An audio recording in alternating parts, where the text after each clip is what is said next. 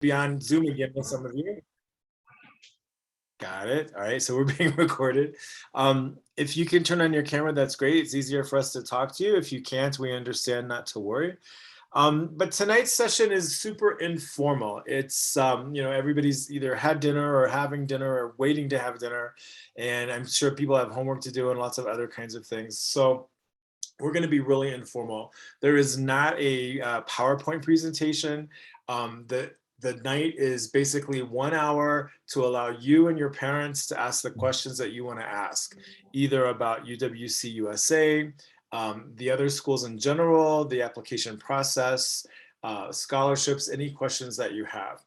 And because I don't want to be doing all the talking the whole time, and because we're probably more interested in hearing the truth from students, I've got 8 or 9 students here who are going to answer questions for us.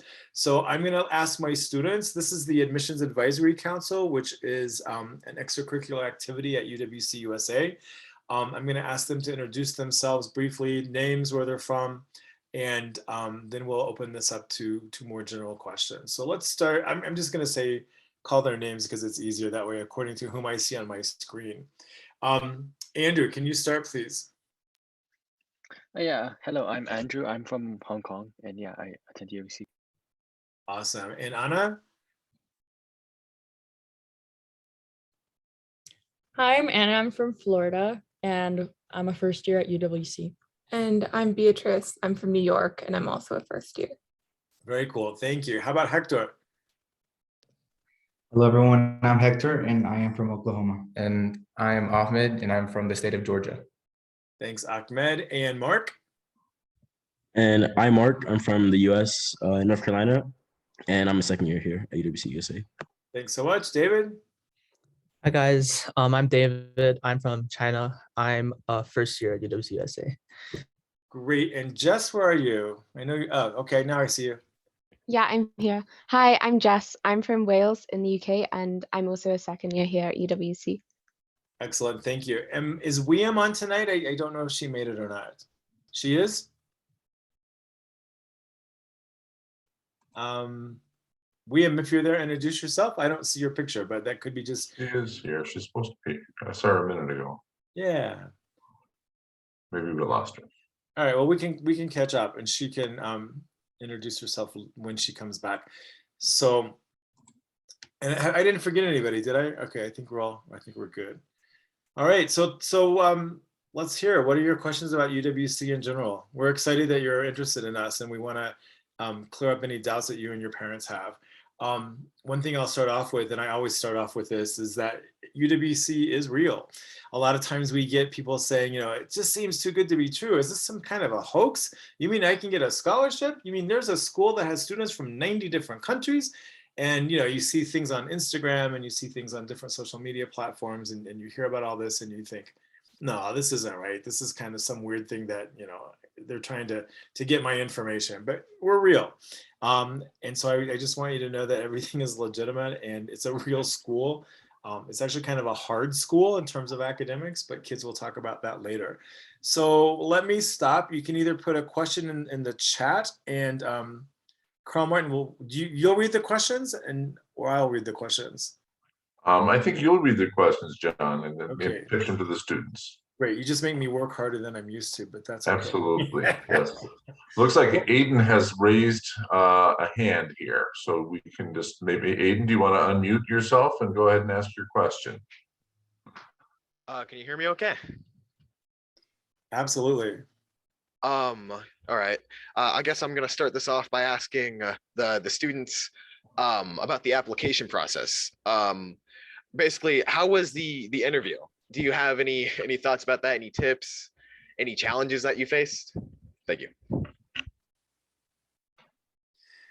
I'm just gonna open that up to the kids who are Davis scholars. Let's hear what you have to say. And who would like to answer that question? I can do it. Thanks, Ahmed.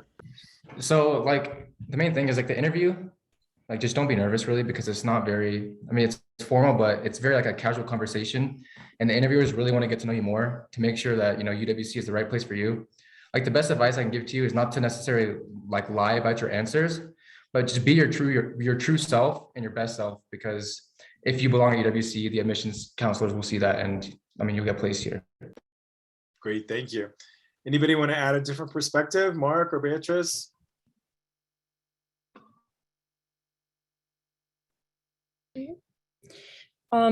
Also, they're not looking for anything specific. The whole point of UWC is diversity. So don't try to fit any mold. There's no mold when it comes to the interview, and really just stick to your values. Yeah, values is important because we are a value-driven school, and we're looking for students who believe in making the world a better place and who are going to stand up to do the thing that's important to them. So yeah, that's a great answer. In the chat, we have a question about the IB subjects, and I can address that really quickly. Every student does the IB diploma program, which means you choose 6 specific subjects, and they are, in case you're not familiar, Group 1 is your first language. So for many of us, probably tonight, that's going to be English, and that's an English literature or a language and literature course. Group 2 is a second language, and that could be at our school Spanish or Italian or French. Group 3 is history, social studies, economics, global politics, anthropology. Group 4 is science, environmental sciences, biology, chemistry, physics, or sports and exercise science. Group 5 is math, and then Group 6 is a free choice. And so I think the question in the chat is about Group 6. Typically, those are the arts courses. It could be IB dance, it could be drawing and painting. We have a lot of arts courses to offer. Or if you don't want to do arts, you can do a second subject from one of the other groups. So some kids will do a third language, some kids will do a second science, some kids will do a second social studies. So I think that's it. We also do a class called Theory of Knowledge in New Mexico Studies. That meets what, 1 time a week? I can't remember, to tell you the truth. Who can tell me the answer? How often does New Mexico Studies meet? Once a week, yes. Okay, great. Thanks, David. And you'll also be involved in tons of what we call ex-eds or experiential education, which count for what the IB diploma calls CAS hours, which are lots of different activities, service, arts, sports, those kinds of things. And then the last part of the IB diploma is an extended essay, which is a year-long research project that you do independently with the guidance from one faculty member. The academics are tough, but they're not impossible. A 7th subject is usually not allowed, simply because there's so much to do at UWC. Mark, will you talk a little bit about academics? Because we were talking about that today, actually, just Mark and I. Yeah, so academics are like pretty like hard at UWC, but they're definitely manageable. And the academic support we get here is like really good. So like our teachers, like we have small classroom sizes, like compared to my old school, like it was very large. And like teachers here can like support you like outside the classroom with like one-on-ones if you need, or like if you just like need like peer tutoring, they also like peer tutoring, and that's also like very good. And like the IT center is like a great place to study for me, at least. Awesome, thanks, Mark. Question in the chat about the Davis scholarship deadline. Is it the same as the application deadline? And the answer is yes. So every US student who applies through the National Committee is automatically considered to be a Davis Scholar. We have 25 scholarship places for students to come to UWC-USA in New Mexico. And we have 2 scholarship places, approximately 2, and I can explain why in just a second, for each of the other UWCs abroad. So those are the spaces that we have available that are scholarship spaces. If you're not selected for a scholarship, but you're still a very strong candidate, we may offer you a place at one of the schools for full tuition, or sometimes for partial tuition discounts if those are available. So if we get to that point with your application, we'll let you know. But first, everybody is automatically considered for that Davis scholarship. The scholarship is $25,000 off the cost of attendance for each year, or $50,000 in total. At our school, for example, tuition, room and board, activities, books, all of those fees together, that number is $42,450, which is a lot of money. Automatically, if you're selected, we're going to take $25,000 off. That means there's approximately $17,000 left that your family comes up with, or your family applies for what we call need-based financial aid. And we assess need-based financial aid through an algorithm, through a process that independent schools all across the United States use. It's kind of like applying for financial aid at college, where you fill out the FAFSA, if some of you are familiar with that. We'll ask for some details about income and assets and debt. And then this company that we use, they're called Student School Services.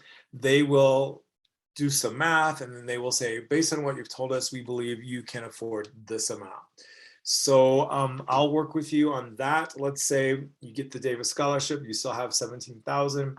And with the financial aid algorithm, it says, hey, we think you can afford 7,000.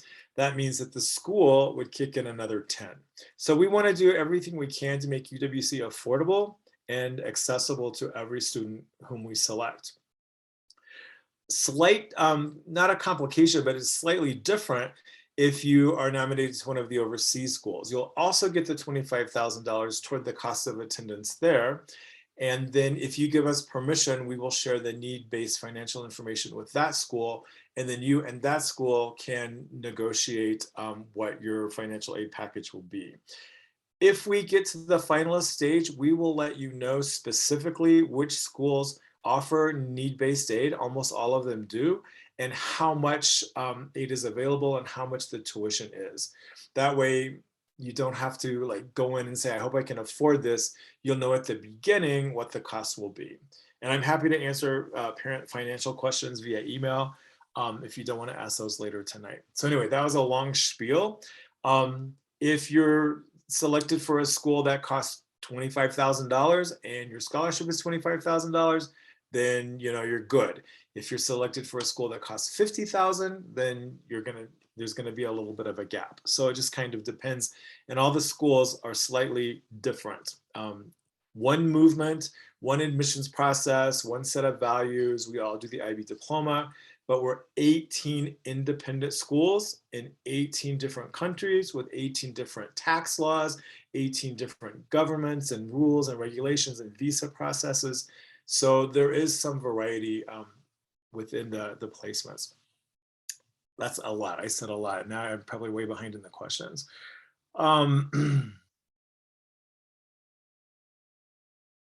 Let's see. If you apply to UWC through the US committee, you're automatically considered for the international schools as well as the school in New Mexico. When you get to become a finalist, we'll ask you to rank your choices. So you can let us know that maybe USA is your top choice, maybe Japan is your top choice. Remember that we have 2 scholarship places approximately at each school. So if 15 students say that Italy is their first choice, we have 2 spaces at Italy. That means that 13 students are going to be a little bit disappointed and maybe get their 2nd, 3rd, or 4th choice. So just keep that in mind. Okay, here's a question for students. When you were applying, were your parents on board the whole time? If they weren't, how did you convince them otherwise? I love this question. Who wants to tackle that?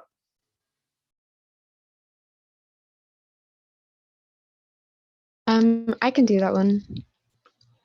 So my mum, she was on board the whole time, which made the process a lot easier. But my dad, he was not on board at all because he thought that, well, one, he wasn't sure if UWC was real.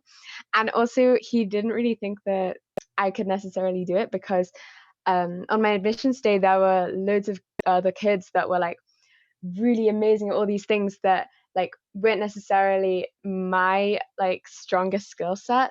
And so because the majority of them were great at like one thing, which was like speaking loads of languages, like my admissions group happened to speak loads of languages and I didn't. And so because of that, my dad, he didn't think that I was going to get in. And then when I did, obviously he was very happy, but like it doesn't, just because your parents don't believe that you will get in, that doesn't mean that that's necessarily the case. Awesome. Thanks, Jess. Mark, did you want to add to that? I saw your hand up, I think. Yeah. For me, both my parents weren't on board. So I have a twin sister here. So then me and my sister just like applied, and then we got into the finalist weekend, and after like we made it through, I just basically like I don't know if you like this is what I did, but I made like a pros and cons list of UWC-USA, and like I try like just to present it to my parents, and then I eventually convinced them, and then I also made a deal with them, like keep my grades up. So then that was also like kind of a deal of like coming to UWC-USA. Great, thanks. A lot of times parents will contact me independently and say, hey, my kid's interested in this and I don't understand it. I'm happy to talk to your parents and connect them with other parents as well, if they're interested in that. Can students describe a typical Friday night or a typical Saturday at the school? Yes, we can. Who's gonna jump in and do that? Maybe David? So for Friday nights and Saturday, it's like every week here is very different, and I guess we can have many weekend activities to choose. I mean, we can always do something new. For example, on a Friday night, I can sign up to go to a movie like I did last week. On a Saturday, I can sign up to go biking to town, to the plaza and back, and it's amazing. And we can have so much choices in the weekends, and yeah, it's great. I really enjoy it. Great, thank you. Can UWC students participate in international competitions like Olympiads, debate, etc.? Would they represent the country where the UWC is situated, or can they represent their own country? So I worked at UWC Costa Rica for several years before I came to this particular UWC, and I've been to about half of the schools. And so the answer that kind of depends on the school that you are at. We are not a system of schools that's really big on competition. Just to be 100% honest, we're really big on participation and engagement. And so within our own schools, we have all kinds of different activities and contests. There are some areas where we will compete with other schools and other organizations and even other countries. At UWC-USA, for example, we've got a small group of kids who are active in Model UN. In Costa Rica, I remember we participated with a lot of the schools, a lot of the IB schools in Costa Rica on different academic subjects. And we represented UWC. We didn't represent our individual countries. When you've got kids from 50, 60 different countries at some of the UWCs, it's really hard to say that they're going to represent individual countries. At our school, for example, we have students from 90 different countries. So it's a pretty diverse place. But I love that question. Would it be more challenging for a student who is not from an IB program? No. You're selected based on your academic record, based on the interview, based on the essays that you write, and the selection committee is good at identifying students who are going to be successful with the IB program. So if you've already done middle years program, then yes, you're familiar with the terms of the IB, you're familiar with the learner profile, the IB learner profile, you're familiar with some of that, but you don't really have a huge advantage over other students. Also keep in mind that the language of instruction is English. And for many of our kids, I would say more than half of our kids, it's the first time they've studied in English. So, maybe they're great at math or biology, but they've always done that in their native language. So the first semester at any WC, teachers are going to be a little forgiving and a little patient. And then as language skills improve and people get adjusted, the pace will speed up. And I mention that because for our US kids, that kind of gets us by surprise. We get there and things seem to be a little bit easy the first month or two, and then all of a sudden the teachers are like, all right, now we're putting on the pressure. So I think it's important that you know that. What else can we see here? Do the UWCs differ in academic rigor? I don't think so, because they all use the IB diploma program. Certainly you're going to have maybe a stellar teacher in one subject area at one school, and maybe at another school you'll have the same subject area where the teacher is good but maybe not outstanding. I mean, that's just like any 2 or 3 schools, right? UWCs have great teachers, and but I don't think any one school is harder or easier than the other in terms of academics. John, Aiden Allgood has another question. His hand is up. So what if we go ahead and turn it over to him, and you can have a drink of iced tea there. Thank you. Aiden, go ahead. Can you hear me all right? Yep. Yes, we can. I had 2 questions. The first one was for you. Basically, could we just get like a general overview of the timeline of the application process? And then I wanted to ask the students, what is one thing that kind of surprised them about UWC that they weren't really expecting? that they realized after they joined? Thank you. That's a great question for the kids. So the timeline is December 1st is your deadline, and then you'll hear from us a couple weeks after that about your interview, if you've been selected for an interview. And then you'll hear from us again in January, is whether or not you're invited to the finalist round. And at this point, we're hoping that the finalist round will be able to invite people to campus here in New Mexico. A lot of it depends on COVID outbreak. If things stay the way they are right now, things look really good. And we're planning on bringing about 90 kids to campus with the selection committee. That way you guys can spend a couple days here, see what UWC is all about firsthand. Will be a little different from normal years because of COVID. So everybody will be wearing masks, for example. We're going to ask for negative PCR tests or vaccination cards if you have them. But you'll get information from me about that once we get closer to the finalist period. Then you should know if you've been selected for UWC or not by the end of February. The finalist weekend is tentatively scheduled for February 17th through 20th, I believe. It's the President's Day weekend. It's that date. All right, so question about what surprised people.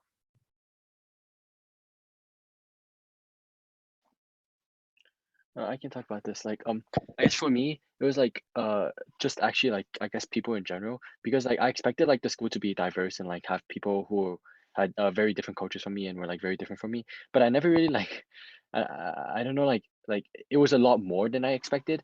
And like, with like in my hallway, like there basically being nobody from my region, and like some people even not speaking English and then eventually learning. So it was just like a shock to me, like how I guess diverse the school was. And thanks, Andrew. Who else? One other person, maybe. I'll go. So like the fact that like, I mean, first of all, like the friendships I've made here, like I did not expect this from UWC. Like I have pretty cool friends, and also the relationship like I've built with my teachers, which is like which is pretty cool, because I was not expecting like playing basketball with a teacher like after school, because it's not only like classes and like academics with teachers, it's also like it's academics, extracurriculars, and also like just like hang out with your teachers. And like some teachers, like I sometimes plays basketball with my teachers, and another time I will like have a cookout with like another of my teachers. So it's like it's pretty. It's pretty. I think it's pretty cool like that. The relationships I've built with my teachers. Great, Hector. Thank you so much. There's some questions about specific programs like music and computer science. At UWC, we don't have computer science per se, but everything we do is pretty much virtual and on computers, and there are opportunities to do things with programming in terms of the activities, or the XS as we call them. Ahmed, why are you smiling? Do you want to add to that? Ahmed, did you want to add to that? I thought I saw you smiling. No, it's like I was agreeing with Hector, but yeah. Okay, and if somebody can correct me here, what we're seeing in trends in education actually are that we're kind of going away from computer science classes, because everything is becoming so computerized. And then when you get to university, you focus on specific programming or specific communications. We use laptops for pretty much everything. We do have loaner laptops for students who need them. I lost my train of thought, but yeah, that's going there. The other question was about music, if there's one campus that's better for music or not. Again, it kind of depends on what you want to do with music. So a lot of people think that Italy is like the music center of the world, and there are music opportunities and a music school separate from UWC in the area where the UWC in Italy is. But the schools also have IB music, or they have like distinctive programs in the arts. And our school, for example, has amazing options for kids to do things in music. And Hector happens to be one of the leaders in the music program. So why don't you talk briefly about that? Yeah, so we have a pretty good arts and cultures program here at UWC-USA, especially the music program, because we have weekly sessions, which are like organized per semester, and we work like all the semester like on projects, which I'm gonna say that like are pretty professional. We at the end of each semester we record in the recording studio that we have here on campus. We record several pieces at different ensembles within the arts and culture programs work on. So we have the chamber music ensemble, we have Latin ensemble, we have a contemporary ensemble, we have a jazz ensemble, we have a Silk Road ensemble, we have an African chorus, we have all kinds of music like from around the world. And yeah, and it's pretty cool because and like besides like the standardized meetings that we have, you can like also like have like jamming sessions with like people like you say like any day. For example, like just yesterday I just had a jamming session with like my friends from like with my friend Ian, he's from Togo, and then my friend Do, he's from Turkey, another friend I have from Ireland. And it's pretty, the arts and cultures program is pretty diverse and pretty professional. And we learn a lot, like not only like also like you work like towards like the projects we choose to do, but you also like learn. Yeah, like you learn new things every day. Like every time we meet, you learn new things. So yeah. Thanks, Hector. That's awesome. I'm gonna zip through a couple other questions here that I see in the chat. Faculty live on campus with the students, and the answer is yes and no. Some of us live on campus and some of us live in town. Some of us live in Santa Fe, which is about an hour away. But there's a large number of faculty who live in separate housing on campus. We also in the residence halls have what we call residence coordinators, and those are adults who live in the residence hall with their families. So there's a lot of opportunity to interact with adults. At UWC, you're pretty independent. We're not gonna check up on you all the time, but we do check in with every student every single day to make sure that things are going well. There is curfew, it is a residential program, but we're not spending a lot of time policing you because we select you based on your integrity and your desire to be here for the right reasons. If that becomes an issue, we'll have a conversation with you once. If it becomes an issue a second time, the conversation may have an unhappy ending for you. So I just want to make sure that people are clear about that. IB classes differ from AP classes or honor classes? That's a great question too, and I've taught all three. So the rigor is similar among the three. The difference with the IB program is that it is a specified,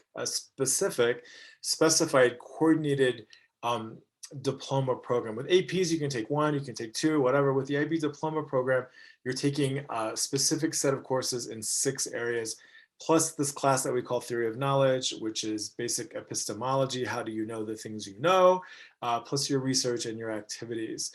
With the IB, you'll take 3 classes at what we call the higher level. So these are your harder classes, but they're also the classes that you're the best at. So you choose your higher levels based on what you enjoy the most. And then the other 3 are your standard level classes. So like if you're not great at math, like I wasn't, you probably wouldn't choose math as your higher level course, for example. Let's see what else. Can students describe the outdoor education experiences? Yes. So both Ahmed and Hector, and also I think Andrew, are wilderness leaders. And Beatrice just came back from a Southwest Studies trip. I think Beatrice and Ana. Let's start with the girls, and then let's let Andrew talk about goals of the wilderness program. So, I mean, so far that we've been here, we went on an orientation trip about a month after we got here, and that was a 3-day backpacking trip led by the second-year wilderness leaders in like all around New Mexico. And then also pretty recently, like a few weeks ago, we had Southwest Studies, and a bunch of us, about like half of the first years, we got to go to the Grand Canyon and go backpacking for like 4 or 5 days there, and that was really incredible. And it allows you to get close to people that you would have never imagined getting close to. It brings together a very diverse group of people, and you spend a few days out with no technology, no chaos on campus, and it's a very nice experience. Awesome, thanks you two. And then Andrew, can you talk a little bit about goals of the wilderness program? So with the wilderness, like first, obviously Beatrice and Ana mentioned like the general, but in terms of like wilderness leadership, so all of the wilderness leaders, we went on a 14-day backpacking trip where we brought all our food in, brought everything in, and we planned our route for 14 days, and we just were in the wilderness for 14 days. And then from there, we learned a lot, and then we were able to like then lead our first years in backpacking. So we planned everything, we mapped the trail out, we helped them pack, we showed them, we led them on the trail, and then we did all the cooking and stuff at the camps. And then so it was like, I guess for me personally, it was very, it taught me a lot about the wilderness and just it showed me like how peaceful I guess it could be, and kind of, yeah, and it was a very good experience. Thanks, Andrew. Anybody else want to add something about their wilderness experience? Not every student at UWC loves wilderness. Everybody gets an opportunity to do it. Some students volunteer to do it again and again and again and again. It is probably the most popular part of UWC-USA. But if you're not into hiking and backpacking, you won't be forced to do that over and over and over again. So I want to make that really clear. Anybody else want to add to the wilderness experience? I guess I can add something. Like, because UWC is such a diverse campus and like everyone participates in the wilderness program, there's gonna be people of different skill levels. And that was like really interesting because before coming to UWC, I was a Boy Scout. And so I was more proficient than a lot of people. And one of the goals as a wilderness leader in your second year is to support and have an enjoyable experience for the first years, because a lot of them have never been in the wilderness before. And so we're trying to introduce them to the wilderness as a whole and also make them enjoy it so they can become a wilderness leader if they want to in the future. Awesome, thanks, Ahmed. Somebody's asking about Project Week. So second years could maybe talk about that. Or last year was a little bit odd because because of COVID, we had to cancel some activities. But Project Week is basically a week in March where students are invited, again, we'll cancel classes and students are invited to take a trip or do an experience with a faculty member. And they're themed, you know, it could be something about theater or the arts. It could be something on archaeology in New Mexico. It could be an outdoor trip. But basically it's an educational experience, but not in the classroom. So at other schools, I've heard it called things such like, you know, Education Without Walls or Classrooms Without Walls.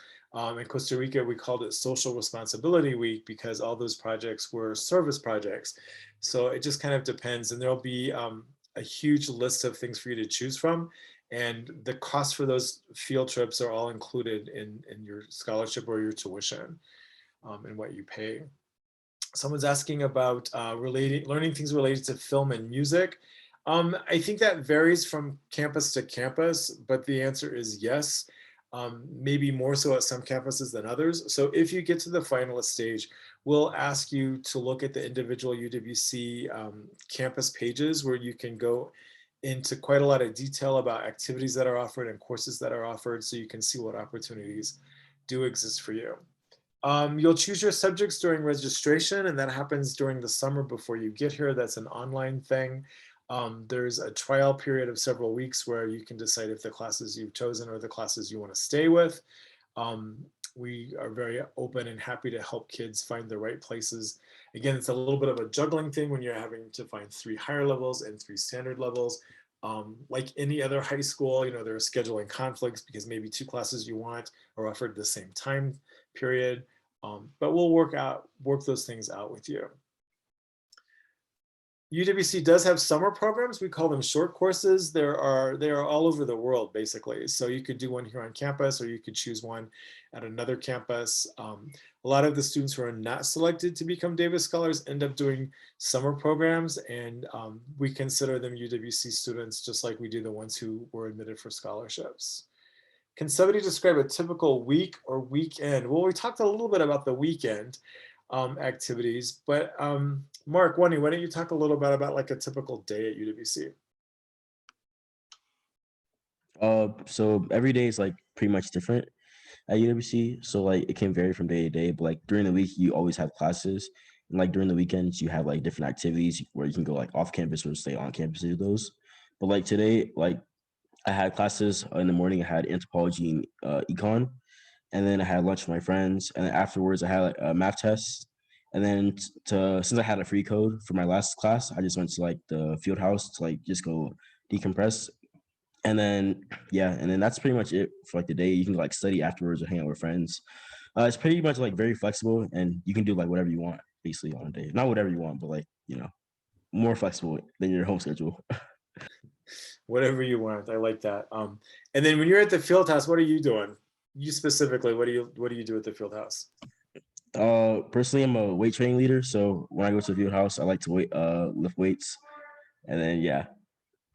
And the field house is sort of what we refer to as like a recreational center or a gymnasium. There's basketball court, there's a dance studio, there's the weight room, there are the 2 courts upstairs. What am I forgetting? Oh, all the aerobic equipment is there as well. The climbing wall too, John. Say it again. The climbing wall as well. It's very cool. Thank you. Yeah, I forgot about the climbing wall. So there are lots of things to do. Good. Where are we with questions? Let's see. I hope we're giving you information that you want, and please let us know if there's something that we're missing. Can the students talk about how they fit into the larger community in New Mexico, or do they feel fairly independent from the local community?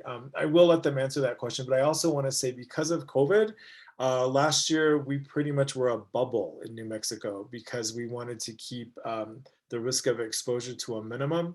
This year we have relaxed our COVID protocols a little bit. We're at 97% vaccination rate in our community, in our UWC community, meaning students, faculty, custodians, cooks, everybody. And we're just being very careful about the ways we interact with the community. Before the pandemic, and we hope soon, there's lots of interaction with the community. I'm not sure how much of these students are going to be able to answer that question, but I think they can tell you a little bit. We were talking about that today, actually. Beatrice, you were talking about some Zoom activity, weren't you, at one point? Yeah, we're both in an X-Ed called Lista. So there are many X-Eds out there that you can engage with the Las Vegas community, and we're starting to do that a little bit more like after COVID. But we're still pretty limited. And with us, we're gonna have Zoom calls with students in the community and like talk about women in STEM, for example. But there are also other X-Eds that are having the opportunity to like go to town for a little bit. And for example, there's one where they work at farms. Yeah, and there's like animal welfare, and they've been going to animal shelters. And I think the MUN group just went to like a competition in Santa Fe last week. So we're starting to open back up and have more interaction with the community, which is exactly right. Thank you. And I can't remember who it is was talking about swimming. So who was that talking about swimming earlier?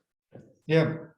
So in my weekly schedule, like every Friday, I get to go to a like semi-Olympic swimming pool, I believe, which is located like in a nearby town. It's like 10-15 minutes from here. So we have a partnership with this college in this town, and we just get to go every Friday and swim and yeah, just have a good time.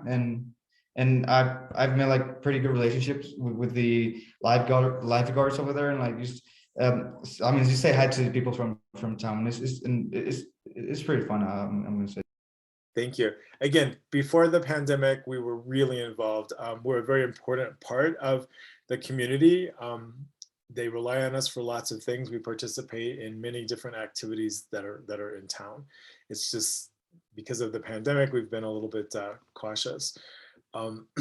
Which I think would be good news to parents. So let's see, question about cultural activities. Is there an opportunity to share cultural activities? Let's let the kids answer that. Who wants to answer that? The students, not the kids, sorry. I call everybody kids. Everybody who's younger than I am is a kid, which is pretty much everybody. But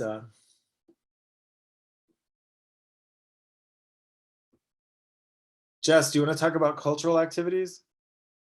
Yeah, of course. Yeah. So there's kind of 2 different types of cultural activities I guess we can have, which is like there are smaller types where you can like cook with your cultural family. So like the people that share the same culture as you can cook with them and like just bond over like the common culture that you have. And then also we have wider cultural events. So we have a welcome ceremony each year where everyone dresses in their national costumes and holds their flags and talks about like what life is like in their community or culture, I guess. And it's really nice because it's like a great opportunity to see different places or see different representations of places from around the world. Thanks, Jess. Questions about colleges and universities. I will tell you as a former college counselor myself that university admissions officers love UWC kids for many, many reasons. One is that you've already demonstrated you can live away from home for 2 years successfully. You've been successful with the most rigorous academic program that's out there, which is the IB diploma program. You've demonstrated tolerance and curiosity about others. So that's a good thing. UWC students go to universities all around the world. The majority of our students go to university in the United States. And the reason for that is that we're partnered with a very generous fund called the Davis Fund, which means that every UWC graduate is eligible for enormous need-based financial aid at what we call a Davis Partner School. And there are about 90 schools. We can send you that information if you're interested. There are a wide variety of schools, schools that you will automatically and instantly recognize as very selective universities. So that's there. We have a very strong college counseling program. So yeah, there's a good emphasis on college and getting into college. However, we're not the kind of school where that's our focus. Students who want to put their energy there will be supported. But again, UWC is about the values. UWC is not trying to get into the best college. We ironically have students at the very best colleges, and we continue to have them every year, and we're proud of that. But that's not why you choose to come to UWC. So yeah, that's that answer. Let's see. If some students are from Haiti, how the application can be processed, and will it be hard to get a student visa? Oh, okay. So we do have students from Haiti. Students apply through their national committee in their home country, and the Haitian National Committee is very active, and I'm very connected with them. So students who are not from the United States, who live in different parts of the world, will apply through their national committees. If a student is living in the US but is not a US citizen, my best advice is going to be to reach out to me via email, and let's look at your particular situation, and I can advise you what the best way to be, what the best way to be admitted would be. Right. But yeah, we have kids again from 90 different countries. So we're excited about kids from everywhere. Are there any work experience opportunities? Well, we have campus service, and we will at some point again have community service. And there are opportunities for you to work. There are no opportunities for you to get paid or make money, however. And if you're on a student visa, which US kids won't be, but the international kids will be, it's illegal for you to work as a high school student on an F1 visa. So lots of opportunities to work, not very many opportunities to make money, unfortunately. There was a question early on about visas and those kinds of things. And again, and insurance, I believe, was a question that had come up. Everybody is required to have health insurance. If you're from the United States, you're probably on your parents' health insurance anyway, and so that's not an extra expense for you.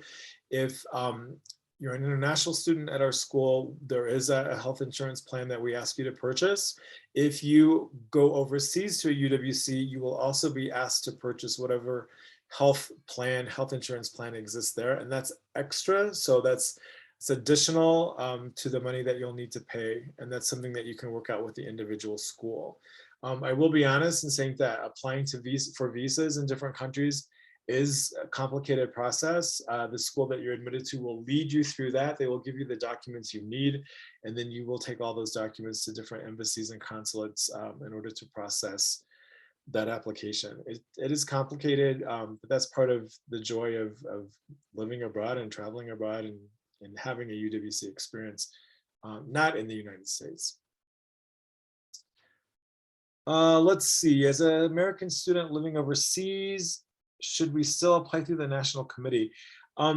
Catherine, why don't you reach out to me about that, and I'll tell you there are two ways to apply to UWC. One is through your National Committee, and one is independently through what we call the global selection process. And the answer that I want to give to everybody is that if you want to be eligible for the Davis Scholarship, you need to apply through your National Committee no matter where you live. But to be eligible for that scholarship, you need to demonstrate a connection to the United States. If you were born in the US but never lived here, for example, you would probably not be selected to represent the United States because you've never lived here.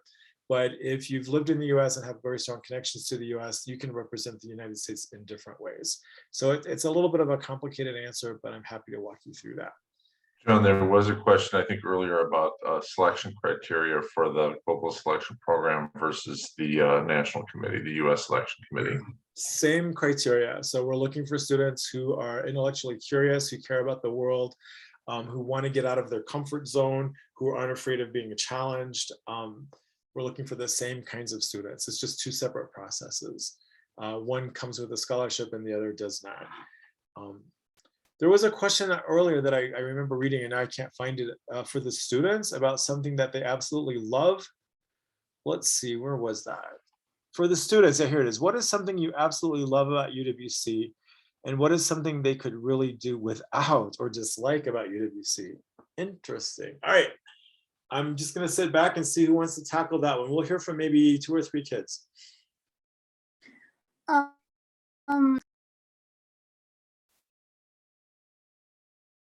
Ana, are you speaking? Nope. I think someone's frozen there. Okay. Can we, is Wiam on? Did Wiam ever pop in? I know she had a capstone class. So I don't know. She tried. I think she might have been the one that we were trying to get to there. Okay. Something you absolutely love and something that could be better. Who would like to volunteer? Maybe 2 or 3 students from UWC-USA talk about that. I guess I can talk about it. Mm-hmm. The one thing that I really love about UWC is the friendships that I get to form. Like, like Hector, one of my best friends. I met him at finals weekend actually. But like I said, unlike my old school, I've formed really close friendships at UWC that I think I'm going to keep with me long after I graduate. One thing I don't like, I guess it's just there's so many things to do at UWC. It's not necessarily a bad thing, but sometimes it can be hard to balance out your schedule. Like you can't even do everything when you really want to. Like sometimes when I play basketball with my friends, when I gotta study, it's just sometimes this balancing is an issue for me. But it's not for everyone. I think I'm gonna add something to that. I think so far, like my favorite thing about UWC is the hot springs we have. Because like I usually go in the mornings, and I mean I just go to the hot springs, just sit and relax at 7 a.m. in the morning before class starts. So it's like it's so peaceful, and it's I mean I just have to like say that it's so good to go to the hot springs in the morning and have like a relaxation time before going to class. And like Ahmed said, one thing that like I'm gonna repeat that I necessarily like don't like about UWC is the load from like academics and extracurriculars I have here at the UWC. Because sometimes I during like in 1 week I have like 10 or 15 hours of extracurriculars plus homework plus like IB deadlines and all of that, polish apps. It can be quite stressful to manage, but yeah. Thank you guys, appreciate that. There's a question about how USA differs from the overseas schools, like maybe Adriatic, for example. And again, the programs are the same in terms of the academics. The differences would be that at UWC-USA, we might offer anthropology, and at Adriatic, maybe they offer a different history course, for example. The other thing that's different has to do with the location. So for example, at Pearson, you're on the water, there are a lot of water activities. In UWC-USA, you know, we're in the woods. We don't have a lot of water opportunities here. At Li Po Chun in Hong Kong, you're near a beach, but you're also near one of the world's most dynamic cities. And so there are lots of opportunities for you to do in like a big urban area. In Costa Rica, there's all kinds of jungle activities and rainforest activities that kids would do on weekends. So a lot of it kind of just depends on the location. At our school in Tanzania, for example, UWC East Africa, there are opportunities to climb Mount Kilimanjaro. There are safaris that students have gone on. Obviously, we don't have giraffes and elephants in New Mexico. So, you know, those programs kind of just depend on the location. For winter break, Thanksgiving break, any kind of holidays, students from the US are allowed to go home if they like. We also have what we call getaway families. And let's see, who can talk about a getaway family for me?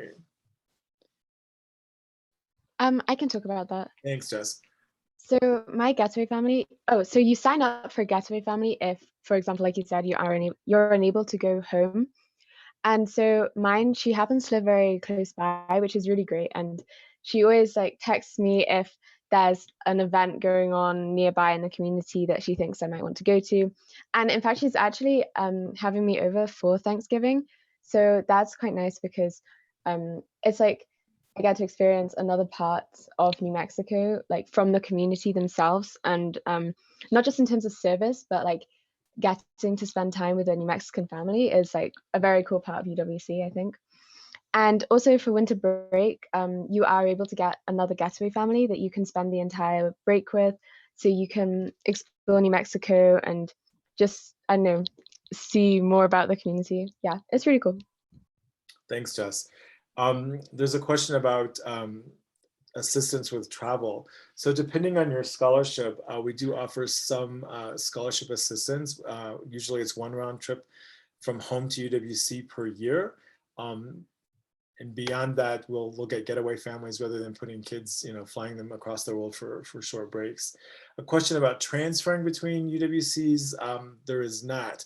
And the reason we don't do transfers is because each school has a 2-year program. And if you start at 1 year and then you move to the other year, you're missing the second half. Again, remember, it's 18 independent schools. So the academics won't be exactly the same. The activities won't be exactly the same. It would be like starting over again, all the friendships that you've developed and worked on. Then your second year, you're starting over again. And so you kind of miss the opportunity to be a leader your second year because you're actually a new student again. So no, we don't transfer typically. Of course, there are exceptions in some cases. I'm looking at the time. We've got about 5 minutes left. I'm really impressed with the participation here and the questions.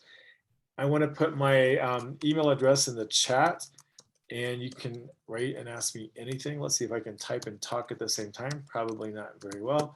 Are there any other things related to finances or scholarships or selection that the parents want to ask about before we go? And I'm seeing an IB average score of UWC-USA. We actually don't talk a lot about average scores, and I'm going to tell you why. Because of our diversity, we're not interested in just students from different countries. We're interested in students from different educational levels, backgrounds. We have students from refugee camps. We have students from foster homes. We have students from royalty, and I'm not exaggerating with that. We've had princes and princesses. We have very wealthy families send their kids to us, and then we have kids for whom education is really not possible where they come from. So when a student who comes from an educational background that maybe is weaker than what we're used to in the United States, when they struggle yet persist and achieve an IB diploma, even with a low score of say 26 points or something like that, we're just as excited about that as we are as a student who gets 42, 43 points. And because of our diversity, we're gonna have a lot of kids who are gonna get scores in the 30s, some will get scores in the 40s, some will get scores in the 20s. So the average to us isn't, again, we're not that kind of school that's intense and power driven toward like academic achievement. It is a rigorous academic school. Make no question about that. Don't doubt that for a second, but that's not all that we're about.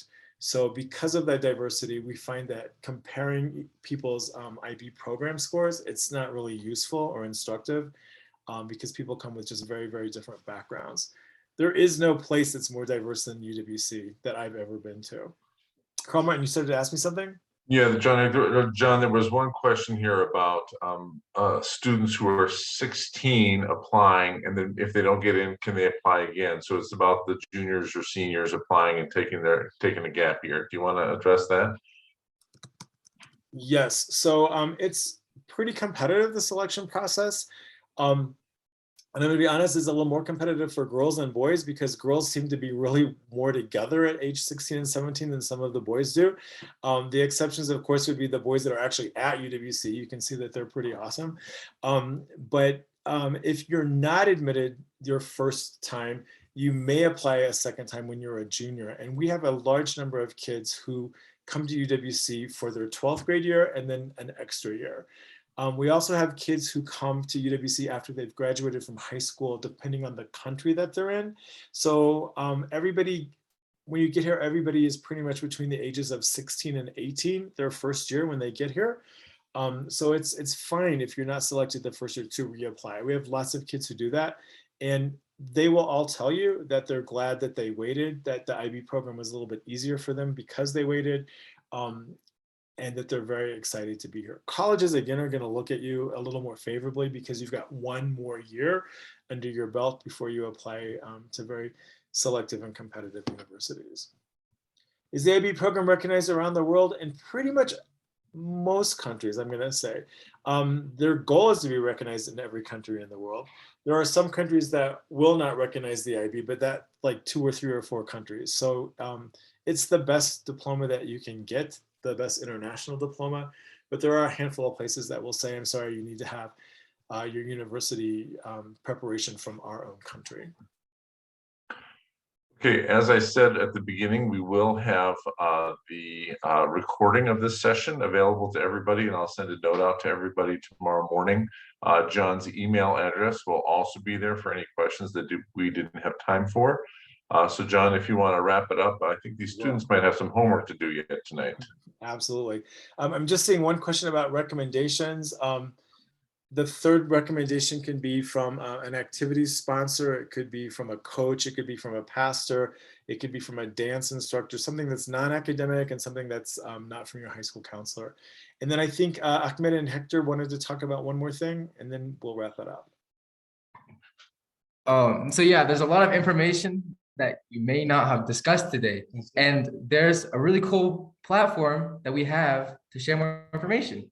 Yeah, follow UWC.USA on TikTok. There's going to be a video of John Carpenter in a future video. So if you want to see that, follow me TikTok. Yeah, I'm not really sure what that video is going to include, but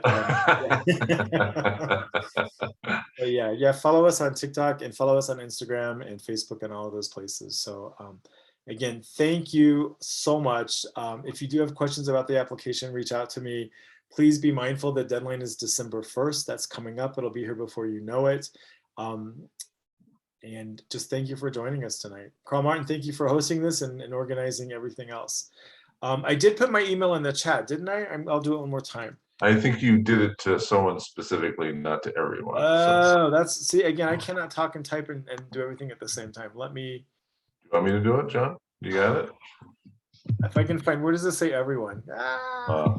There it is. I got it. You got it? Yeah, or we could race and see who gets it first.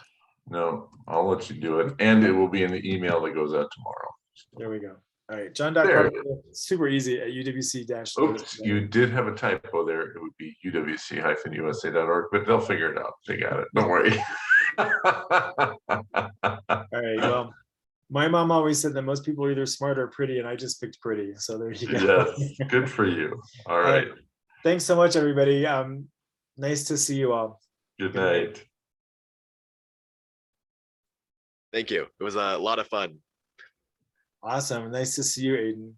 You came to the last one, didn't you? Yes, I did. And if there's a third one, I'm gonna be there for that too. Fantastic. Have a good night. Thank you. Good night. Hey, AAC kids, you guys were awesome. Thank you for doing this, and make sure that you get something to eat if you haven't already.